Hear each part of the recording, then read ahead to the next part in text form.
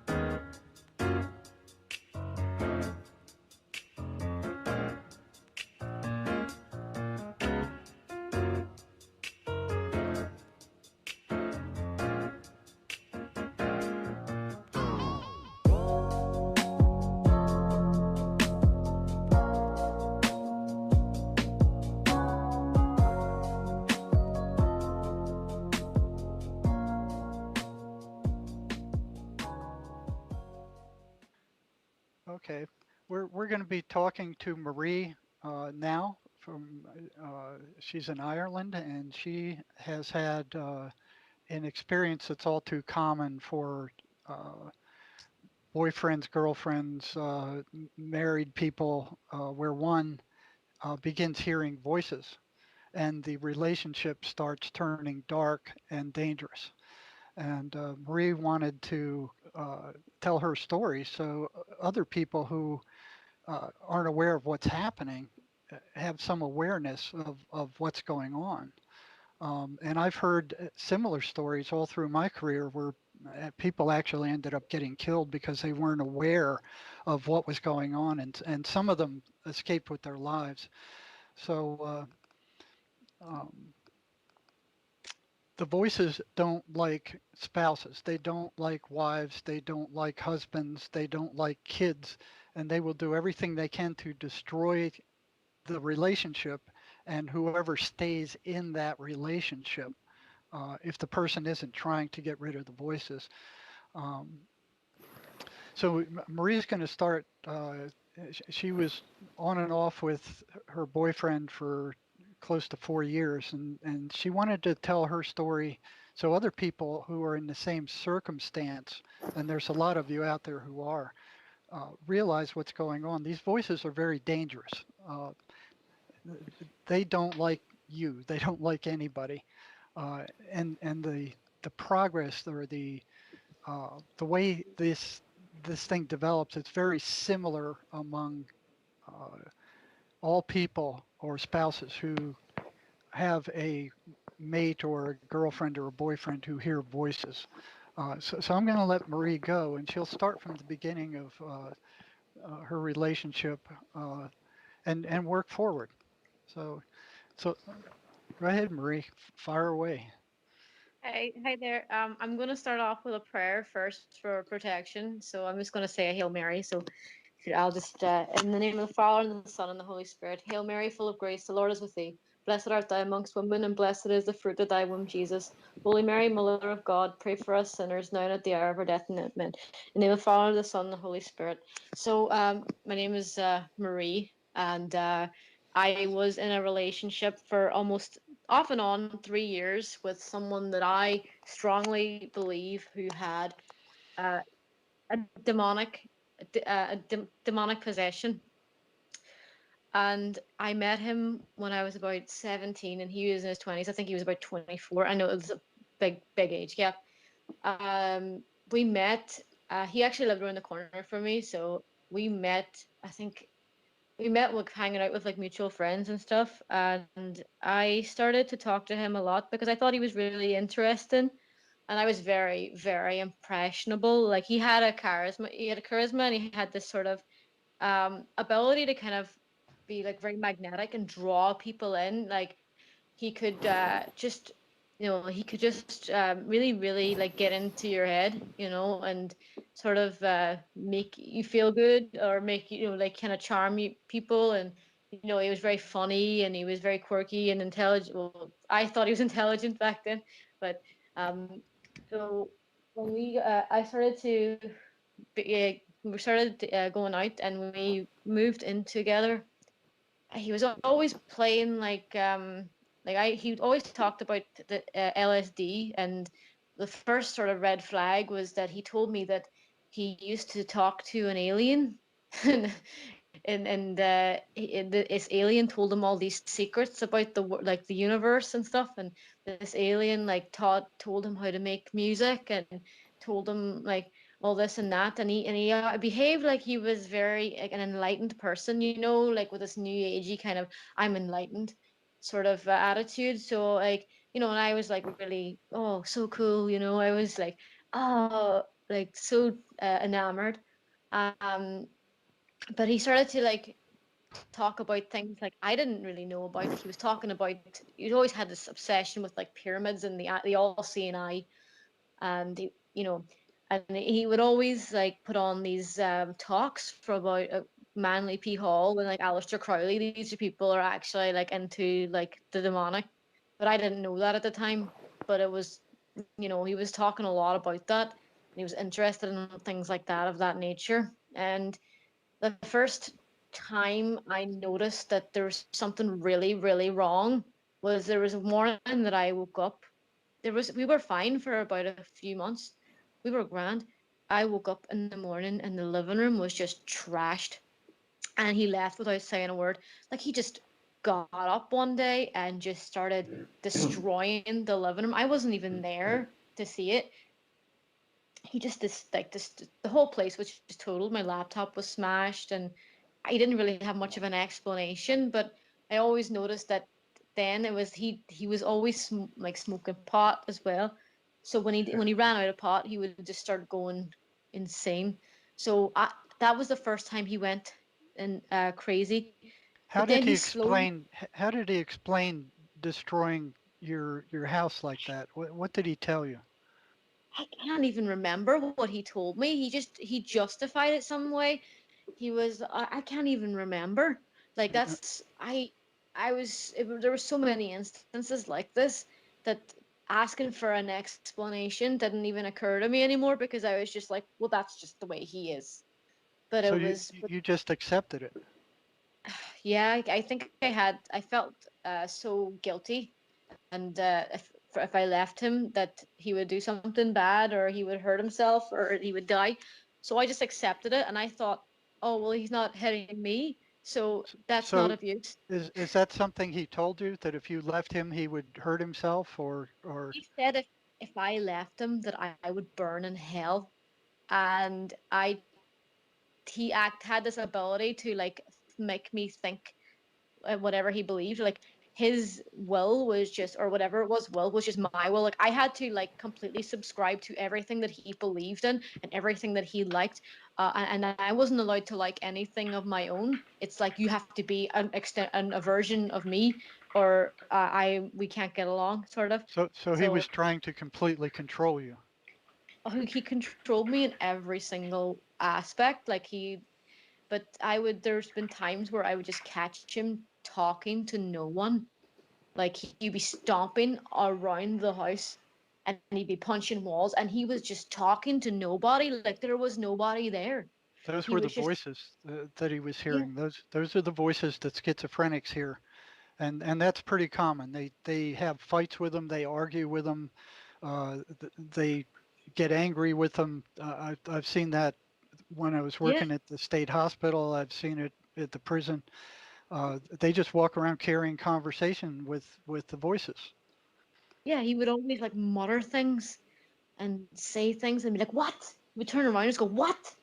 Like he like that all, and it was so scary because he'd make these sudden jerks, and he always said that there was he always, and he did tell me that he was possessed multiple times. He would start saying like really evil things to me and some really nasty things to me. Like, you're nothing. You're this. You're that. Everyone hates you. You know, you should kill yourself. And then he would say, I I feel like I'm possessed when I say these things, or I'm That's possessed. because he was. Yeah, Those are the same kind of things that the voices tell their victims that he was telling to you. he was saying that people were talking about me behind my back and conspiring against me, and Hmm. he told me that there was nobody in this world that had my back except I believed there's nobody in this world that has your back except me, and that's what the demons say as well. No, like no, the demons would say there's nobody in this world that has your back except us, Yeah, you know, and yeah. that's what he said to me. This world's an evil place. You wouldn't last one day on your own, and and that's what and he used to say he used to like hurt his side would always be in pain. He would always crawl over in pain, saying that there's something in his side and they're sucking his soul out through his side. Like he would always be like, ah, my side, like he had this pain, and he described to me that he felt like his skin was on fire. Like he used to roll around in pain, screaming. He'd punch himself in the face. He'd be hitting himself constantly, and there was spitting blood all over the walls. There was like so much blood all over the walls, and I'm constantly trying to clean the blood. And this is me. I'm an 18-year-old kid, and I'm just like casually like sweeping up broken glass and broken stuff off the floor and cleaning blood off walls, attending to his wounds, giving like, and he constantly needed drugs. Like he needed weed all the time. Like it was so bad that like if he didn't have his joints or anything or any weed, that is whenever like shit would just go in like from zero to like 1,000, you know.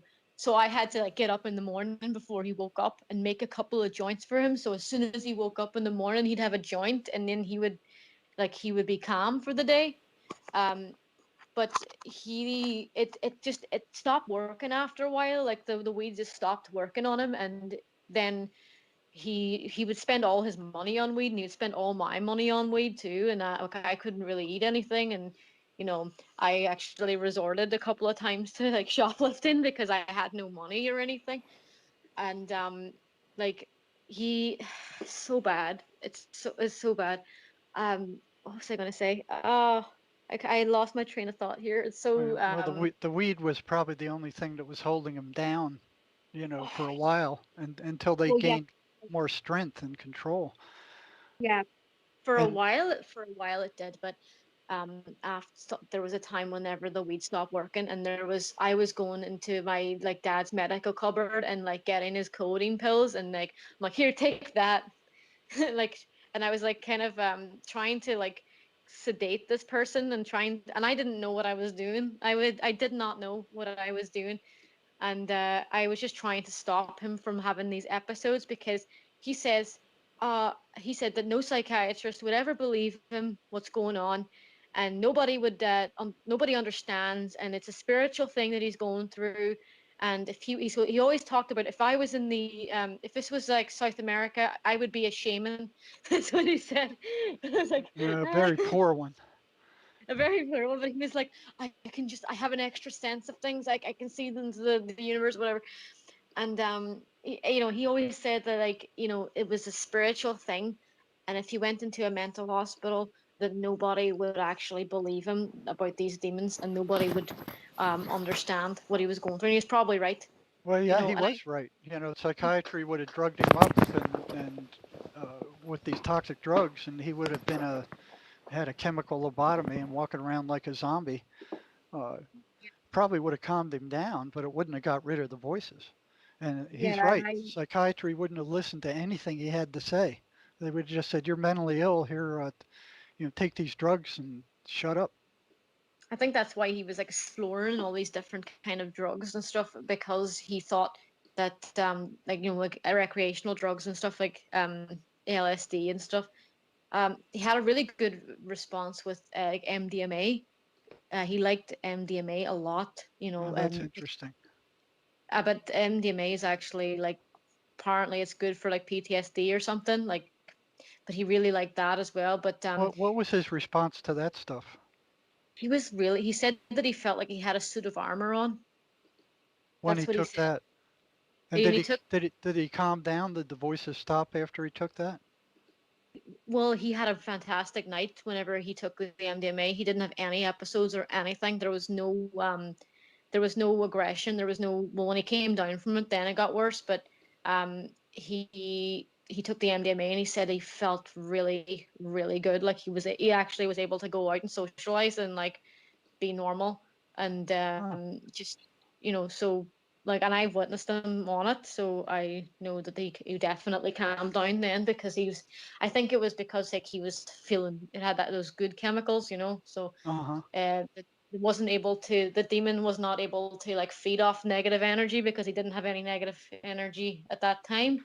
And it also helps people recover from like or deal with trauma and bad memories, and that's why I think this person probably had a lot of bad memories as well that were keeping them back and keeping them from um like getting better, or keep but the thing is, the demons like really hated me because I was like a really unbreakable sort of person. Like, he could have shouted at me the night before, he could have trashed the whole house, and I get up in the morning, I'm like la la la. Oh, Like, yeah, they would hate that. oh, they hated it. Like, I was just sitting there one day, just watching cartoons and just singing. I remember playing this song to see what would happen, and I played "Girls Just Want to Have Fun" by Cyndi Lauper, and he came into the room and he took the Xbox and he just threw it on the floor, smashed the whole room up, jumped on the Xbox and just smashed it into pieces. And he says, "See, this is what you make me do." Jeez. See, yeah, And I, they don't like anybody being joyful. They don't like I, anybody being happy. If they see anybody happy, they'll move in and they'll do what they can to make them miserable. oh, yeah, but I was tapping into that and I didn't really understand why. I was like, something told me, I was like, try to be like really happy right now and see what happens. And that ended up happening, and I was like, oh my goodness. And Did I it was did it scared. Like, infuriate him more when you didn't get upset? yes, it made him so mad. And I was very emotionally numb to it all as well. But he loved it the most. Like, he would always when I would just leave, like there was times where I would just leave after he had like an episode, and then I go stay in like a hostel. And then after, when I stayed in the hostel, he'd always beg for me to come back. I'm like, come back, please. I'll be different, and oh, it's not gonna be like that anymore, and all. And I'm gonna change. And then I come back, and then it would just sort of start up all over again. And you know, he would. I think, I don't know if that was him or the demons wanting me back, but I think it was probably him, because he realized that like without me, you'd have no resources or anyone to actually like take care of him. Because listen, I was cleaning up after him and I was cooking for him, and I actually had to bathe him. It was disgusting. Like, he wouldn't do anything for himself. Like, he was so drained by what he was going through and what was happening, that he literally just gave up on life, and he was just a shell of a person at times, where he just wouldn't clean, wouldn't wash, wouldn't eat. He was anorexic. Like, I weighed more than him. I could literally lift him over my shoulders. That is how, like, he didn't weigh anything. Like, he wouldn't eat. and he had no appetite. And you know what? He had probably the worst diet too, because he would just drink like a gallon of diet of Coca Cola. Like he would drink like loads of Coca Cola as well, and he wouldn't put any of the weight on from it, and it was just very strange. Yeah, Um, yeah, they do that. You know, they have the person take up bad eating habits. They don't take care of themselves, and it was probably what was left of him who wanted you back. But yeah, the demons sure didn't. no, The voices he was hearing, which psychiatry calls auditory hallucinations. You know, did you get a feel that they were hallucinations, or did you get a feel that there was some negative intent to these things? I knew that there was something like demonic going on, and I subconsciously, and there's people coming into my house. My friends would come into the house, and it says there's demonic energy in your house, and these are people that aren't even Catholic. These were people that were just, you know, young people that were just maybe like in the spirituality or something. They were like, there's a dark presence in your house, and uh, it's not, it's not your partner.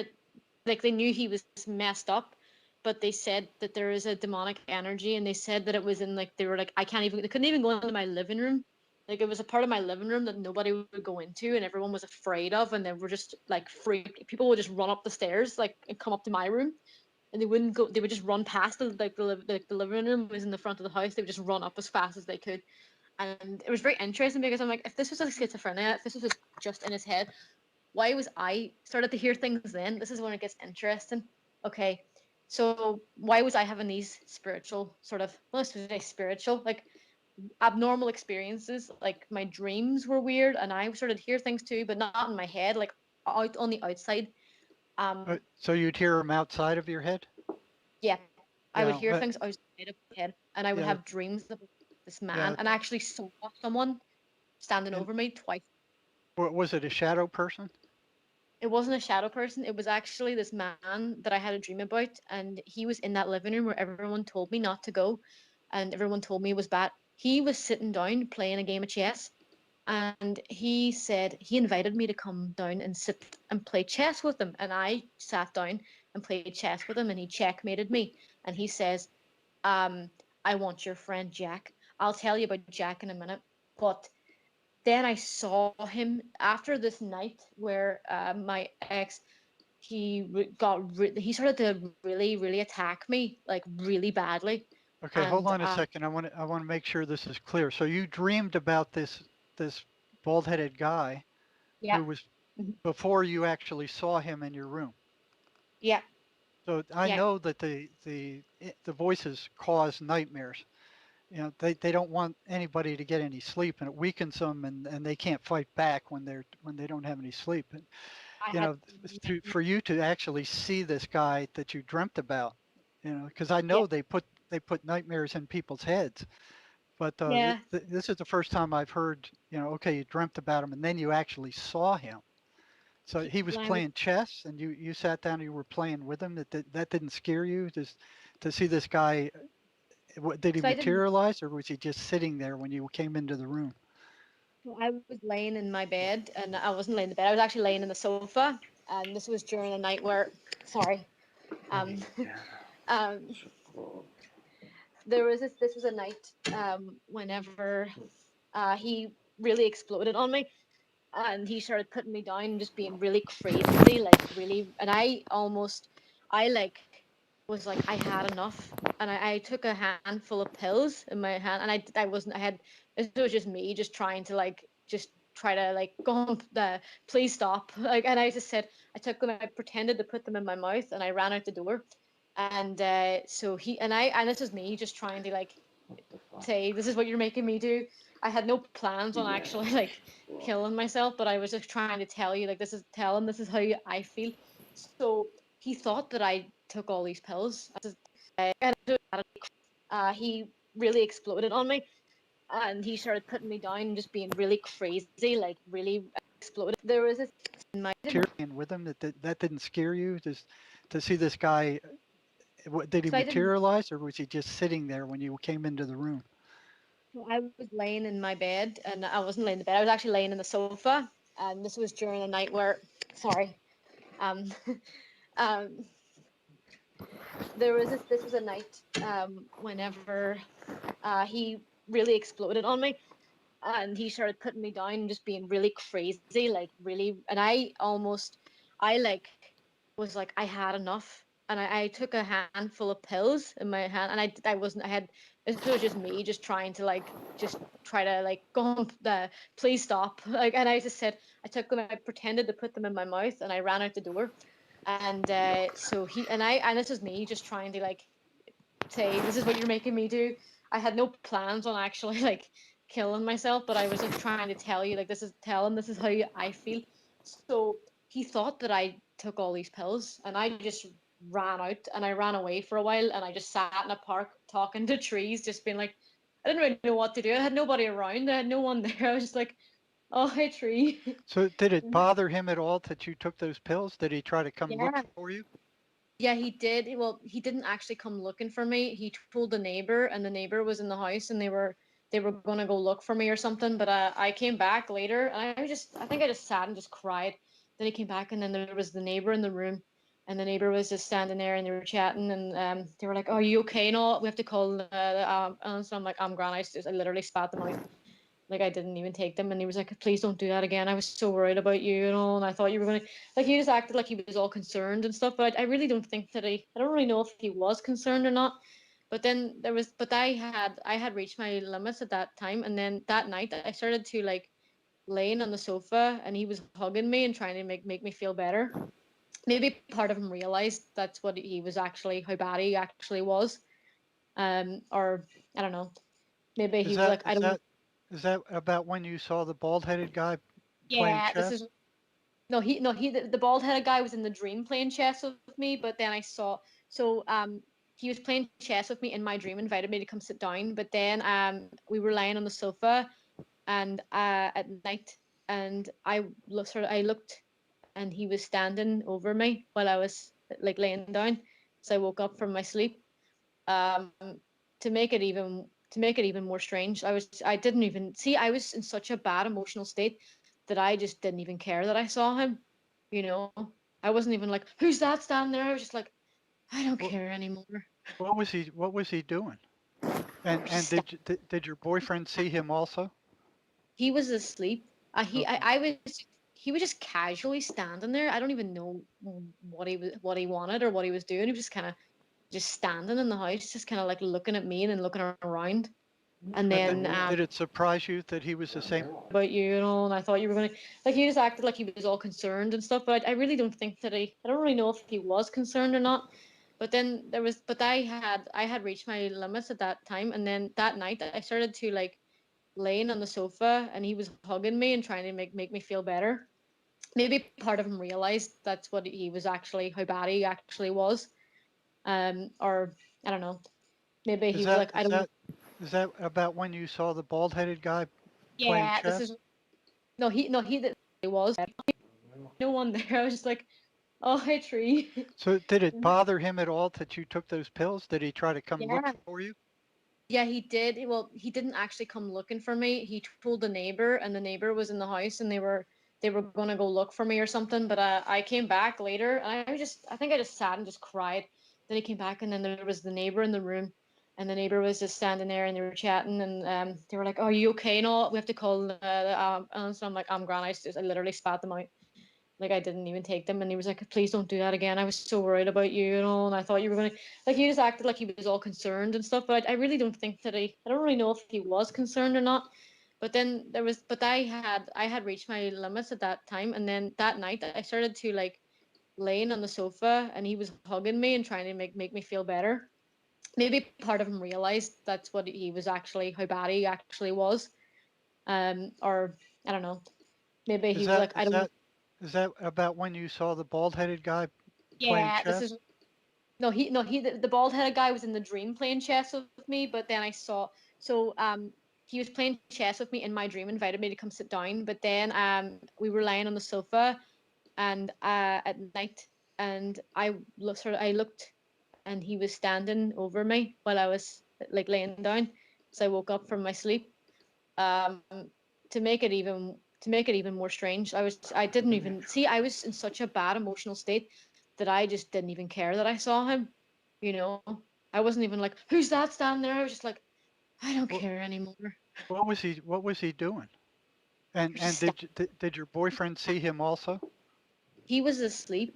Okay. I was. He was just casually standing there. I don't even know what he wanted or what he was doing. He was just kind of just standing in the house, just kind of like looking at me and then looking around. And Now, did, then did it surprise you that he was the same guy you saw in your dream? I didn't. I was so emotionally like confused that I didn't even notice. Like I wasn't even able to like put the pieces together because Uh-huh. like so much stuff was happening all the time. So I was in a constant just state of like confusion and fear and Uh-huh. just isolation. So I was just a whirlwind, you know. So I was just and at the time, I was just like, I keep seeing a bald man. You know, that's what I kept saying. I keep seeing bald men. I didn't really notice too much, and And then did you see him solid like a regular human, or was he transparent? he was a regular person. And did you wonder how he got into your house and what he was doing there? It was kind of like my mind was so like I just felt like hazy. Like I felt really hazy, and I was just like I didn't. It was kind of like a drug I was on or something. I don't know. It was just sort of like a weird feeling, like Like you were in things are. shock. You were in shock. I was Yeah, I think I was in shock because I was going through this again. Anyway, after I left him, I all saw this man again, but he was in my parents' house when I was staying in my parents' house, and he was looking at me in the doorway of my bedroom in my parents' house. I don't know how he got there, Did he say but anything? no, he just standing there in mute, and then I went back to sleep, and then he was gone. I don't know. I don't know. I can never explain that. And Did there he was ever also did he ever speak to you? only in the dream when he said, "I want your friend Jack." That was the only time he ever spoke to me. And Jack was a guy that was taking loads of drugs in my house, and he was experimenting with everything. He's still alive, by the way, which is what something I was.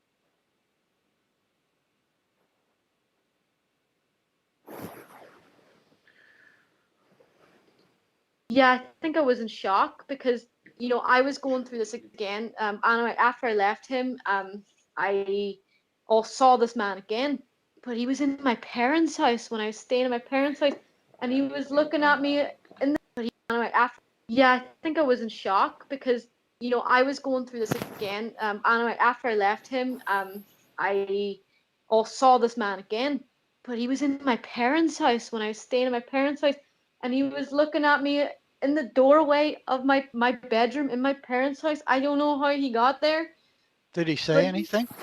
no, he just standing there in mute. And then I went back to sleep, and then he was gone. I don't know. I don't know. I can never explain that. And Did there, he I say like anything? my bedroom in my parents' house. I don't know how he got there. Anyway, after I left him, I I was going through this again. Anyway, after I left him, I all saw this man again, but he was in my parents' house when I was staying in my parents' house, and he was looking at me in the doorway of my bedroom in my parents' house. I don't know how he got there, Did he but say anything? no, he just standing there in mute. And then I went back to sleep, and then he was gone. I don't know. I don't know. I can never explain that. And Did there he was ever also did he ever speak to you? Only in the dream when he said, "I want your friend Jack." That was the only time he ever spoke to me. And Jack was a guy that was taking loads of drugs in my house, and he was experimenting with everything. He's still alive, by the way, which is what something funny about that. But he's still alive, and he was taking all this. He was candy flipping, and he was doing like bringing in ketamine and stuff. And I don't know what. I never touched these drugs, by the way. I was the kind of person that, I used to smoke pot when I was younger, but I would have been the type of person who have a panic attack when they smoke pot. I'm the kind of person that, like, I was like always there, like just kind of watching people do it and looking after people and just making sure that nobody was having a bad trip, or making sure people were okay, because I'm very nurturing. But he was taking everything in the house, and he was like, this kid's probably gonna die. He's probably gonna, end up jumping off a roof or something. Um, thinking that he can fly. But no, this is the he wanted this guy Jack. But what was very interesting was, and I'm gonna get back to that towards the end. Yeah, don't mean to cut that part off because it's quite interesting. But that is for more of like a leading up to the end. So, but Uh-huh. the other thing that I heard was, whenever I was like, I got up one morning, and I was like, okay, what's today's drama gonna be? What am I gonna, you know? And I hear this like crying on the staircase, and it's just someone going like that, and I'm just like, is he? Sorry, I don't mean to swear. I'm like, is he friggin' at it again, crying? I'm sick. I was like, "Ugh, this is like I was just sick of the negativity. I didn't really I didn't I thought it was him. I thought it was him crying, or Uh-huh. somebody crying. He comes back in the house 10 minutes later, and he was gone, all for a couple hours. He wasn't even there. And I'm just like, so I just heard someone crying outside my room in the hallway, and it wasn't you. And he was gone. He could prove it. He brought stuff back. He wasn't even in the house. So like, if there was this guy was actually a real schizophrenic, why was I seeing things? Why was I hearing things? Like, it makes no sense. And I'm a neurotypical. Like, maybe I have anxiety and I get a little bit of panic attacks and stuff because of all this stuff. But I don't have anything like history of like anything psychosis or anything like that. And I have no history of like, having voices in my head, or do you know what I mean? Like, I don't have any of that wrong with me. And every time I went to like a psychiatric doctor and stuff, or not psychiatric, sorry, a psychologist and stuff, I was always told that I was normal, and that I'm like, there's nothing, I have no like mental illnesses or anything. They would just say, oh, you've got a bit of anxiety. you Yeah, but know things were getting increasingly darker and stranger, and you had nobody yeah. you could really talk to about this stuff because it's so strange.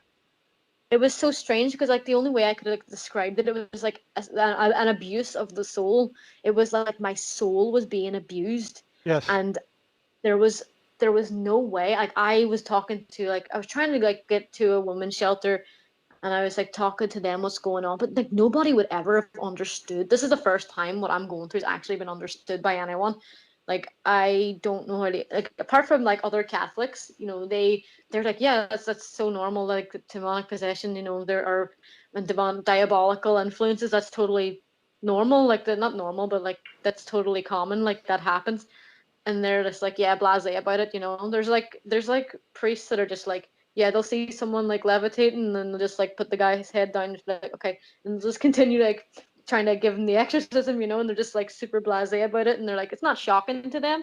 This whole like the spiritual world isn't shocking to some people, especially like the religious and the spiritual types, but to the secular society, to people in like the government and in the businesses and like this, like they like normal as well, what we think is normal, but the like sort of bureaucratic element of society, nothing outside the material world exists. So they have no understanding. So like, I couldn't go and say, yeah, this person, I'm seeing demons because he's possessed, he's got demons in his head.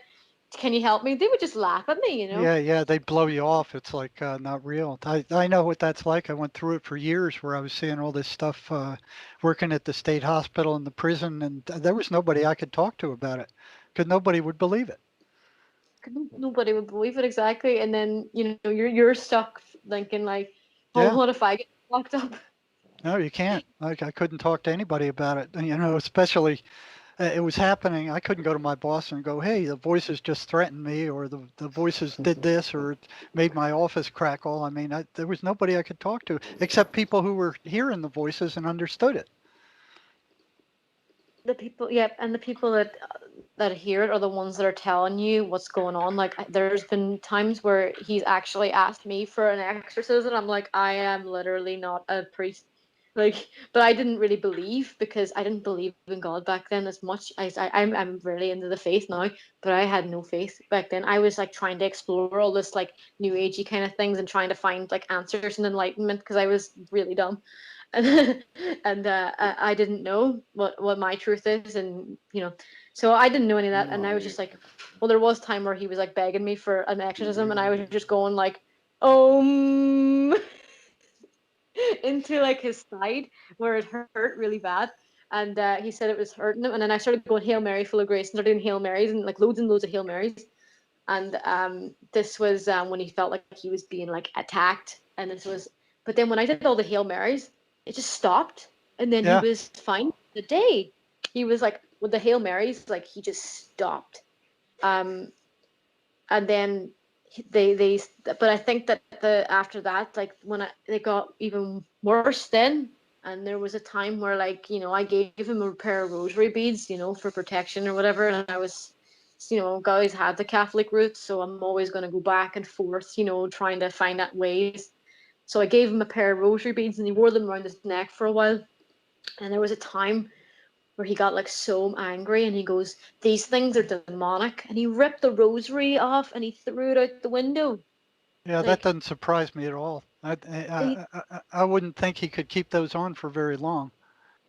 yeah, he kept them on for like, I think it was a couple of days. But then, Wow. like, he threw them out the window. These things are demonic. So you had this idea that like good was evil and evil was good. Yes, So like yes. God was evil, Jesus was evil, Mary was evil, and all of these pagan uh gods from like Quetzalcoatl. I think that was the serpent demon that Mary actually crushed, and it converted loads of people from Mexico to Catholicism. It was Our Lady of Guadalupe. She crushed that serpent. That was he was always talking about Quetzalcoatl and like all these weird like um there's are actually like what I my personal belief right with all these pagan religions is like they always have like the same like they always have like the same demons and they're always like kind of manifesting in different sort of ways, but they all appear in like pantheistic religions, and they all have the same sort of attributes and manifestations. So like, there's like we'll talk about like, some people would say that they in Greek they'd worship like a sea monster or something, but then in the Catholic Church there's a demon that's in Hebrew as well, is Leviathan, and that would be one of the main demons, and that kind of disrupts the society and stuff like that. But there's a couple of priests that would do more talks about that. But he was always like interested in these gods, quote unquote gods, and he really hated the truth. Like he really hated, the monotheistic God, the Abrahamic God. He really, really didn't like it, Well, and he was that's just really common. That's one of the first things I've noticed when went to work at the state hospital. The voices went nuts when the patient tried to read the Bible, when they tried to go yeah, to church, when they tried to talk to a chaplain. A couple of them told me that when they recited the 23rd Psalm, it was like throwing worms on a frying pan. And I'm like, that isn't a hallucination. Why would a hallucination care one way or another whether you read the Bible or not? But it was yeah, consistent among scores of them, and it still yeah, is. I mean, it's one of the patterns that they run. So, yeah. yeah, so here's psychiatry saying, oh, these things are hallucinations, but they run a series of 23 or 30 patterns. They can't be hallucinations if they run in patterns. And some of those patterns are they try to break up families, so they try to destroy the people around them. They're constant liars. Yep. Eh, they can't stand anybody being happy or joyful, uh, and they want nothing to do with spirituality or religion.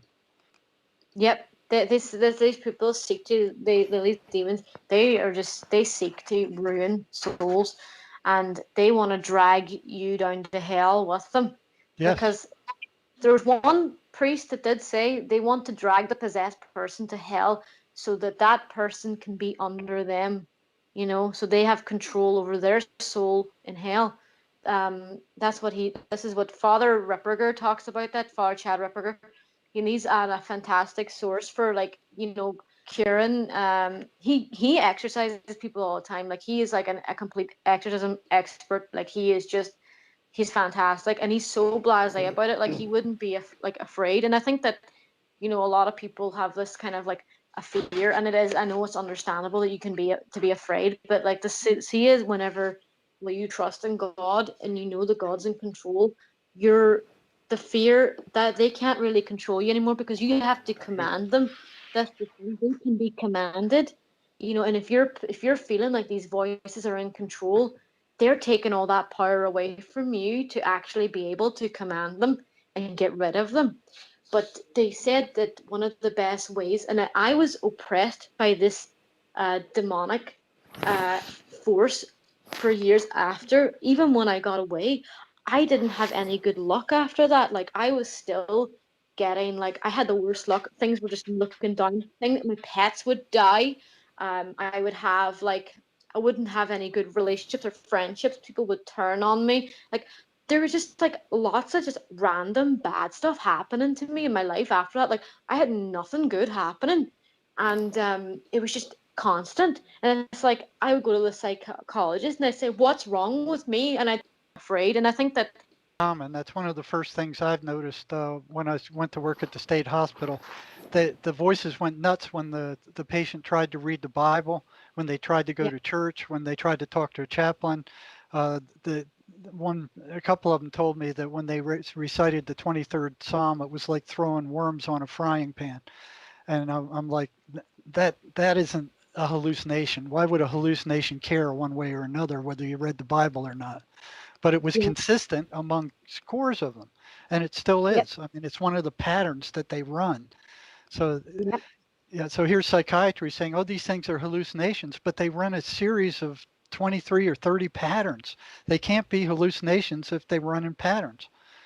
And some of those patterns are they try to break up families, so they try to destroy the people around them. They're constant liars. yeah. Eh, they can't stand anybody being happy or joyful. Uh, and they want nothing to do with spirituality or religion. Yep. These people seek to these demons. They seek to ruin souls, and they want to drag you down to hell with them, Yes, because there was one priest that did say they want to drag the possessed person to hell so that that person can be under them, so they have control over their soul in hell. This is what Father Ripperger talks about, that Father Chad Ripperger. And he's at a fantastic source for, like, curing. He exercises people all the time. Like, he is like a complete exorcism expert. Like, he's fantastic, and he's so blasé about it. Like, he wouldn't be like afraid. And I think that a lot of people have this kind of like a fear, and it is, I know it's understandable that you can be to be afraid, but like the see is whenever you trust in God and you know that God's in control, you're the fear that they can't really control you anymore because you have to command them. That's the thing, they can be commanded. And if you're feeling like these voices are in control, they're taking all that power away from you to actually be able to command them and get rid of them. But they said that one of the best ways, and I was oppressed by this demonic uh, force for years after, even when I got away, I didn't have any good luck after that. Like, I was still getting, like, I had the worst luck. Things were just looking down. My pets would die.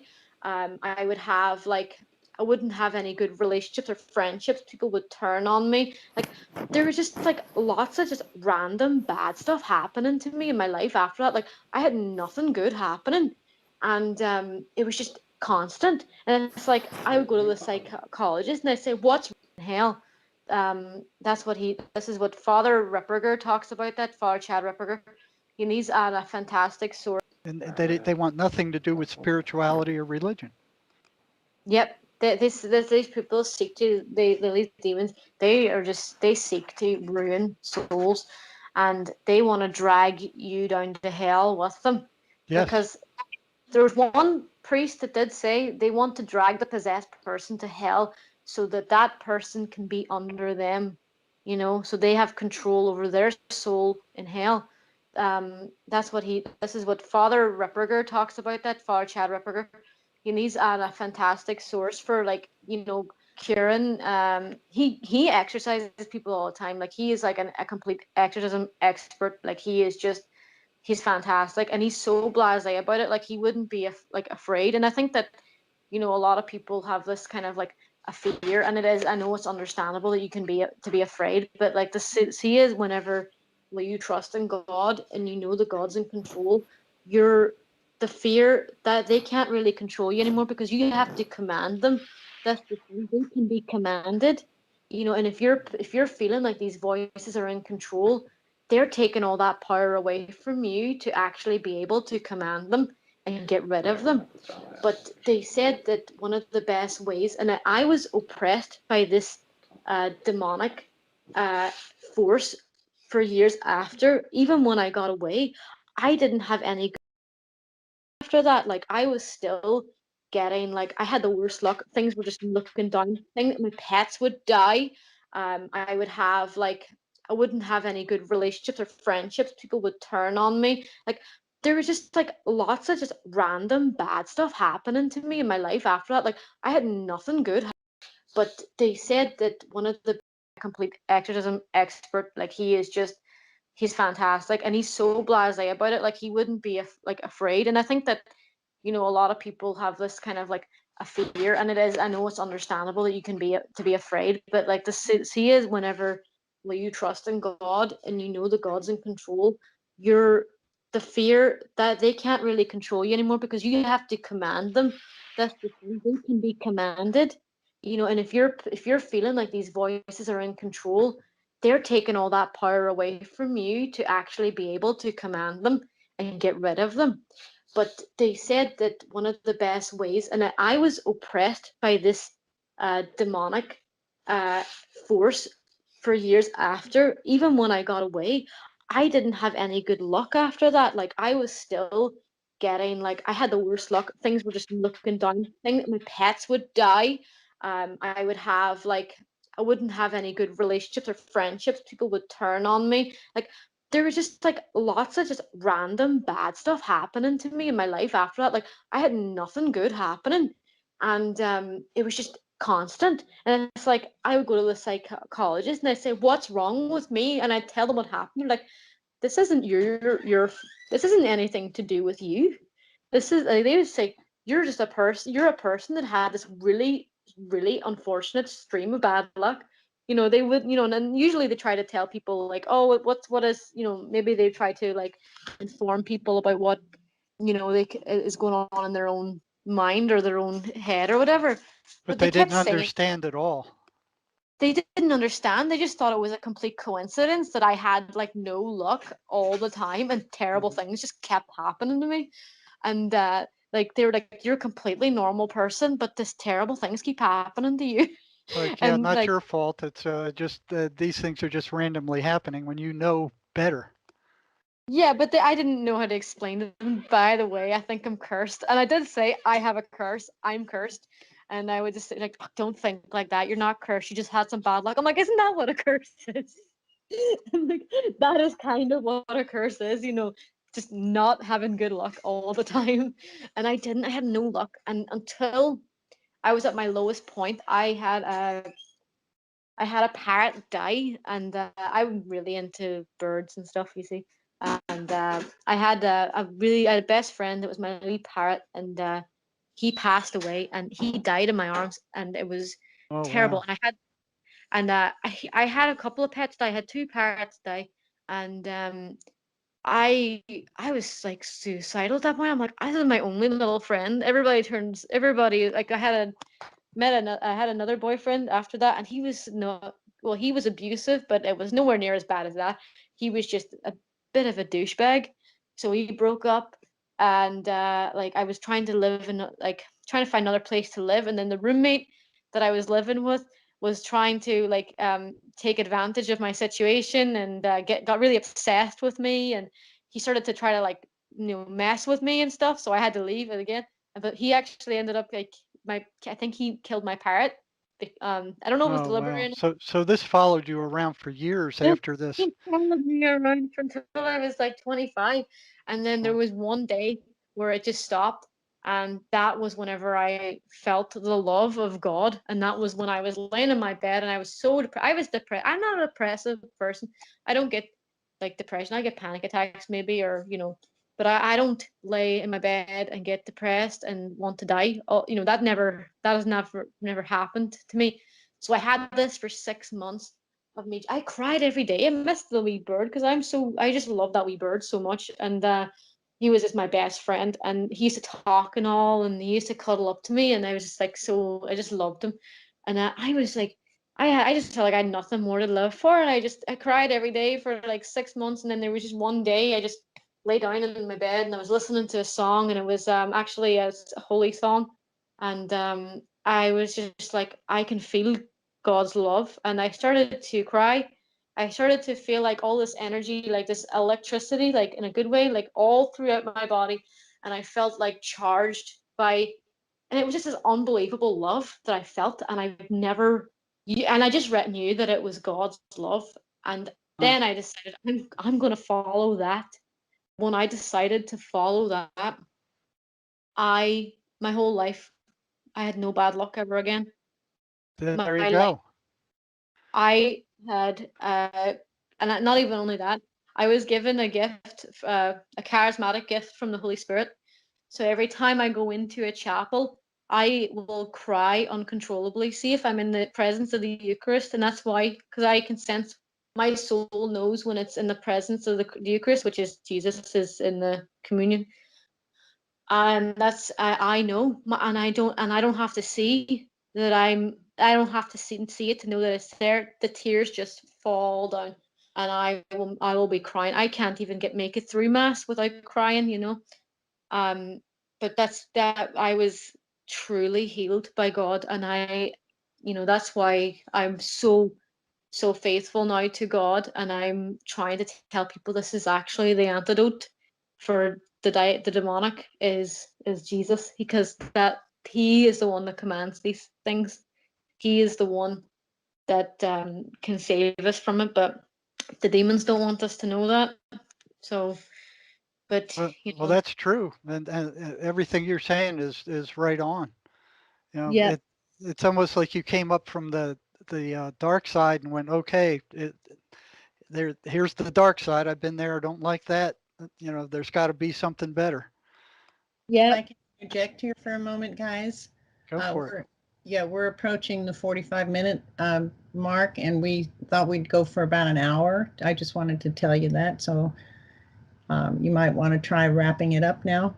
Well, could you quickly tell us, Marie, what some of the highlights of what it took to wake you up that you needed to get out of there? What what happenings happened to you yeah. There that was, finally made you realize you had to get out of there? you know what? It was only I it was there was a night where he just went ballistic at me, and he was begging me to kill myself. He was banging on walls and screaming at me, and he was threatening me, and I just got the cops, and to meet me down the street and take me home. And then after that, like, he still tried to talk to me, and I always blanked him then, but there was a part of me that like always missed him. But the only thing that stopped me from getting back with him truly, or breaking out, was actually, unfortunately, when he actually passed away. And I'm going to get to this now. So when I said about Jack, that guy Jack, that Hmm. he The ordered a bunch bald. of, Oh yeah, yeah. the bald man who wanted Jack, he ordered a bunch of drugs to my house or whatever, and the my ex actually stole them from him and didn't actually give them to him. So he was like, "Where's my stuff, man? Where's my stuff?" And he was like, he just ignored him, and he took them all himself. And then like a couple of weeks later, he like died in a fire. Like, and I was so distraught when that happened, even though this person. Were you still with him at the time, or No, we were broken up for like half a year maybe, and I still cared for him. I was still paying his rent up until 2 weeks before he died. Like a couple of weeks before he died, I was still paying his rent because I didn't want to see him, you know, stuck. I paid half the rent, so I still like cared about him, and I still wanted to like make sure that he was all right from afar. But I probably like wouldn't have been able to like fully let go of him out of my life because I had the Stockholm syndrome too, and I wouldn't have been able to actually get him out. And see if he didn't pass away. I don't know. And I think it's really bad to say that because like he wasn't there to hurt me ever again, but I feel bad to say that too because I really wanted him to be cured and I really wanted him to get better. But I probably would have gone down the same path as him, you know. there, there's other people I've talked to who had the same thing. It was almost like they have a hook in you, and Yeah, they pull you in, and then they beat the crap out of you. I mean, can you yeah, like talk about that hook? Because it doesn't yeah, make any sense. After you get beat up so many times, it's like, you know, what is it that pulls you back? it's like all the false promises that they gave you that it was, or and the I think it was like the good times as well, and the trauma bonding from it is also maybe a factor. But they just have this like magnetic nature that makes you feel, whenever they're trying to groom you or suck you back in, it's that you're like a dog with a bone. Like you just want them back, or you're alone. You're like, I'm alone now, and now what? And it's like you they they're they it's like they become like a drug to you. It's like that it's so harmful, but you just keep going back and you keep going back, and you think that it's going to get better this time, and it's not. But whenever you're away from them, you miss them like crazy, and it's hard to really explain because in normal, and not, you'd think that if somebody hurt you enough, they would you wouldn't miss them at all and you'd want them out of your life. But it's because that they made you fall in love and manipulated you so much, and damaged your psyche, that you attach yourself to them in an abnormal way in order to survive, maybe. But I don't even know. you know that didn't make any sense. So there must have been a battle between your feelings and your reason. Yeah, I was, and also, yeah, I was also really like young as well, and I didn't have a good home life either. So like, there's the reason why I didn't, it was so reluctant. There was a reason why I was trying to find, like, I was staying in hostels instead of like going to my parents' house, but that was like a last resort. But like, um I don't know, it was just like he had this like magnetic nature, like.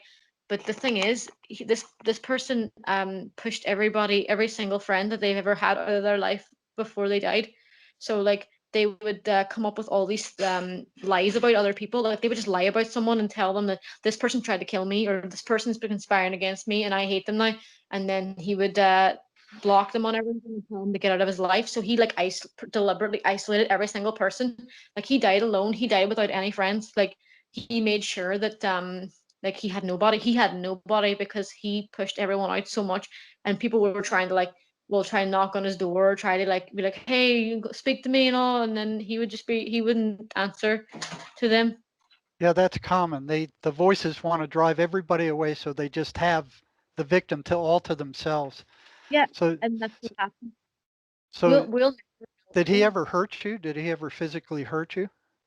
He would just I think that he knew that if he actually hit me, that's where he drew the line, I think. But he pushed me a couple of times. He would like, it was all psychological and mental, and I was actually, I don't know, he would punch walls and everything around me, and he would smash my stuff, and he actually, I think he killed my cat as well. So I had this little cat, and I asked him when I went to my mother's. I came back a few days later, and I said to him, like, "Where's my cat?" And he goes, "Oh, it got eaten by another cat." And I said, "Well, that's pretty weird."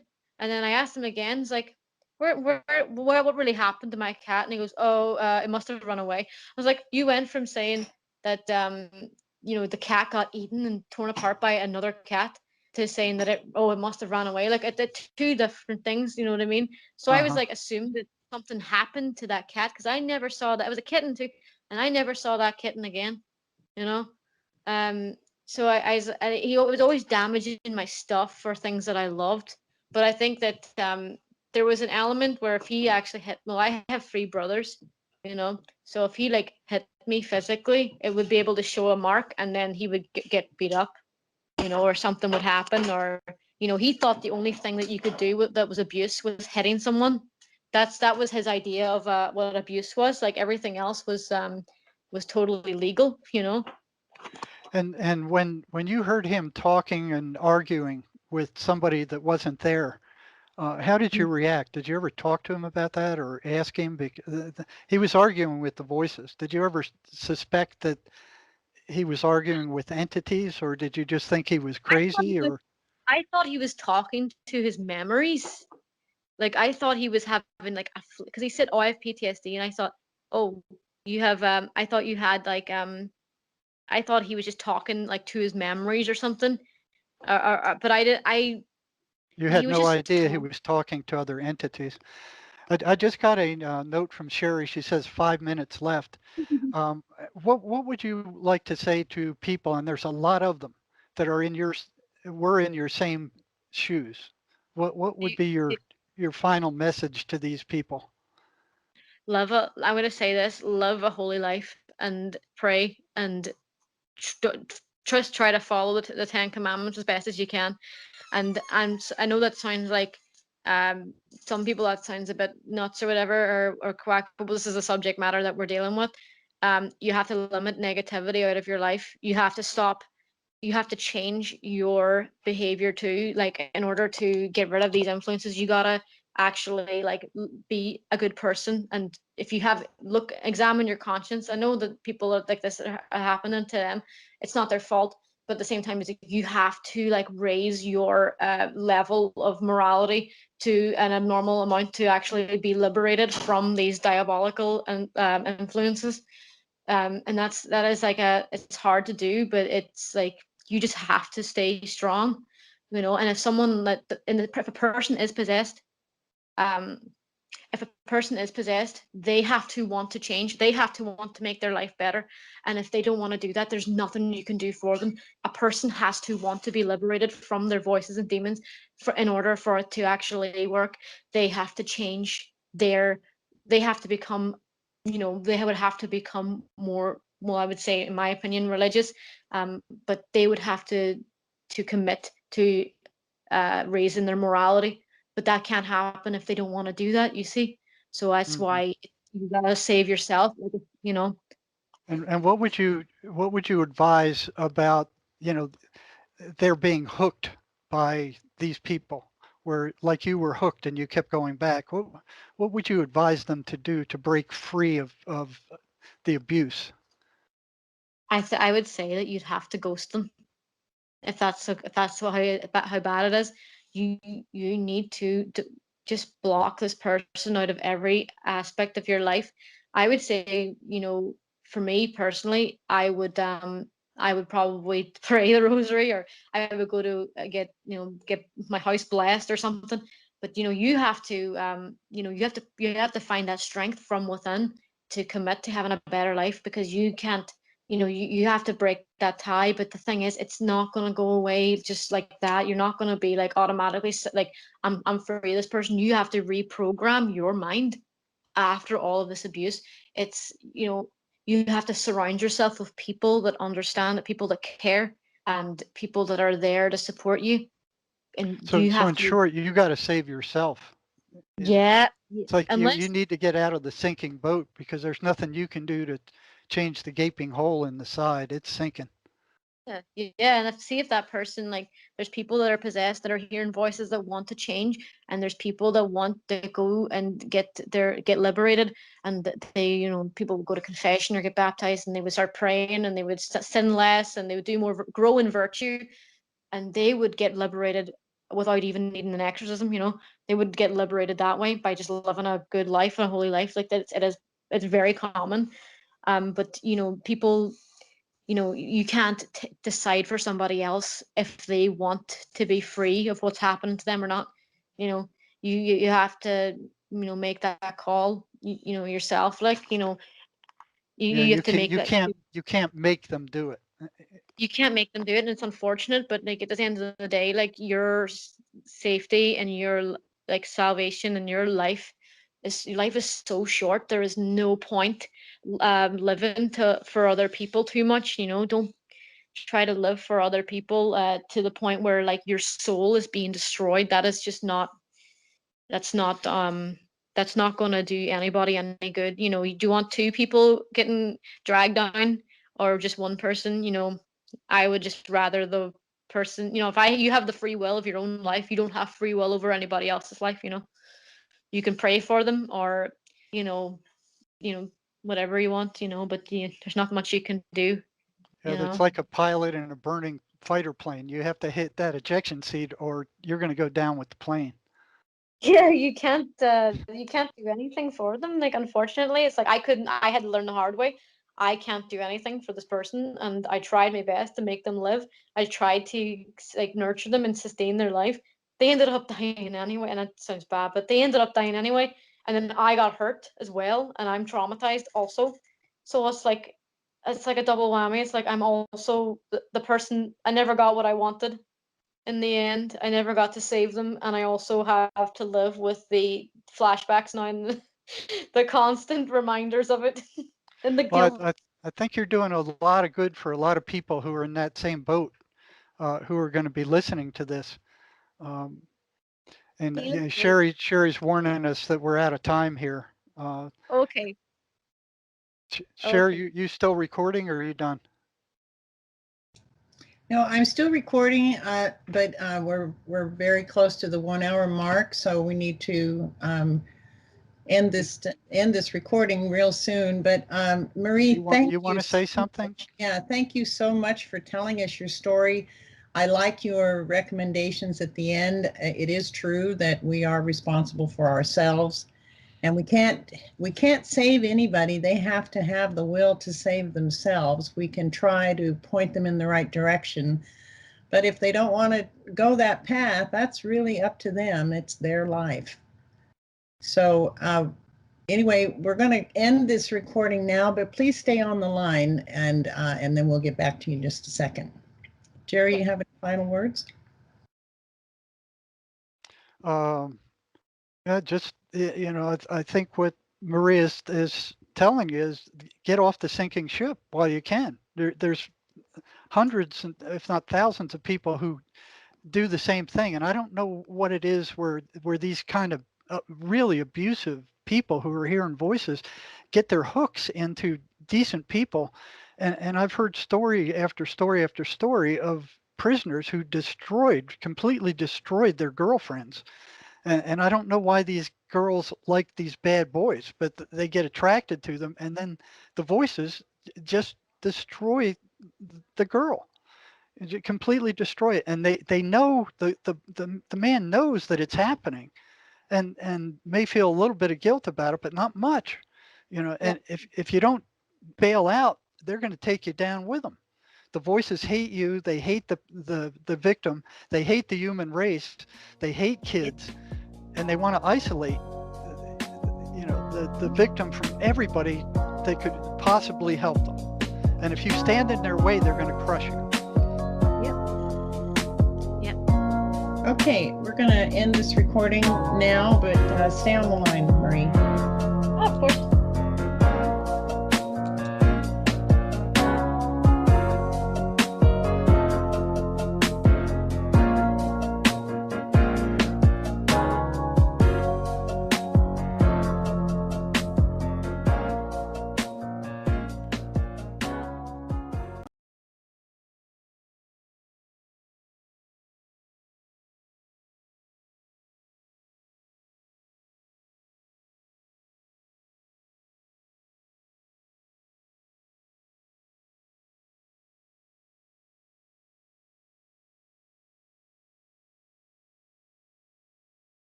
When Samantha was just shy of her 5th birthday, this is the way this book, this last one that I published about 6 months ago, When Did You Ever Become Less by Dying? Incidentally, that's a quote from a wonderful poem by Rumi. This is a real story about a little girl who's just shy of 5 years old who taught me a wonderful lesson, and I think speaks to all of us. When Samantha was just shy of her 5th birthday, an age when her delight in every manner of living creature was well underway, she noticed a slug on the sidewalk. This was the same slug she noticed just a few hours earlier, slowly crawling down the front steps of her home. Only now, it was smashed on the sidewalk. "What happened to it?" she asked. "It looks like it got stepped on, Samantha," said her mom. "Why isn't it moving?" Her mom looked at her husband as if handing off the conversation. He said, "Samantha, it's not moving because it died." She slowed her walk toward the house and looked puzzled. Then she looked up at her dad and said, "Will you die, Daddy?" "Yes, Samantha, I will." "Will Sister die?" "One day, yes." "Will Mommy die?" "Yes." Tears began to fill her eyes. "Will I die?" "Yes, Samantha, one day, a long, long time from now, you will." Now inside the house, Samantha began to cry uncontrollably. When she calmed down just a bit, her dad continued, "Samantha, I know that makes you afraid. That's okay. But why are you so upset? Are you afraid that if you die, you'll miss Mommy?" "No." "Are you afraid you'll miss your sister?" "No." "Are you afraid you'll miss Daddy?"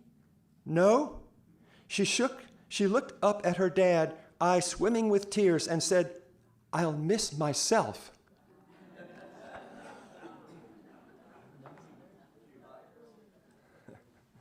I'll miss myself. Yeah, and I think she speaks for all of us. At some time or another, we've wondered about what it would be like to be absolutely nothing at all following our death.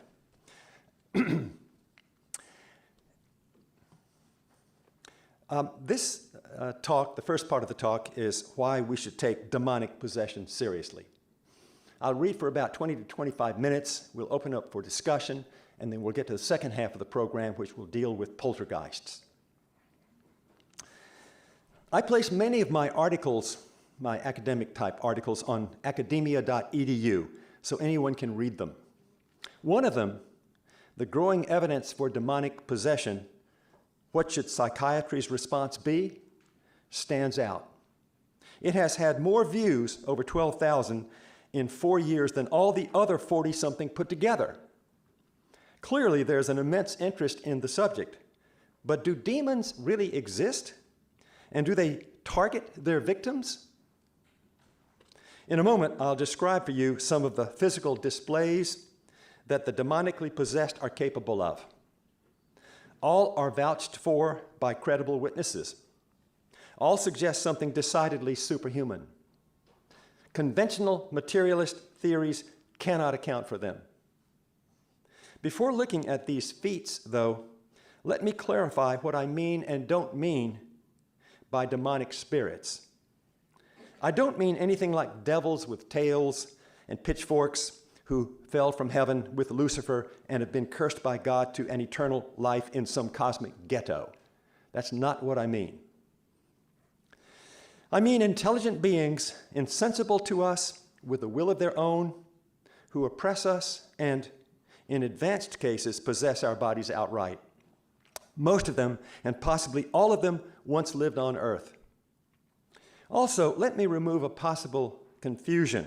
We should not confuse demons with the far more numerous beings we now call earthbound spirits, and whom Buddhists call hungry ghosts, and Orthodox Jews dibbuks. These are beings, all with a history of life on earth, who flee conditions on the other side and navigate earth without the advantage of a physical body. They gravitate toward people with the same weaknesses they had before their own death. Like parasites, the spirits of men and women who die as drunks, to take but one example, attach themselves to living alcoholics and drink through them, thus making it doubly difficult for drinkers to reform themselves. Earthbound spirits do serious harm, but they are seldom motivated by hatred for the persons whose lives they help ruin. They just want relief from their own pain. But others, the subject of this essay, are clearly malevolent. They delight in destroying lives. They are the serial killers of the afterworld. Often they target specific individuals.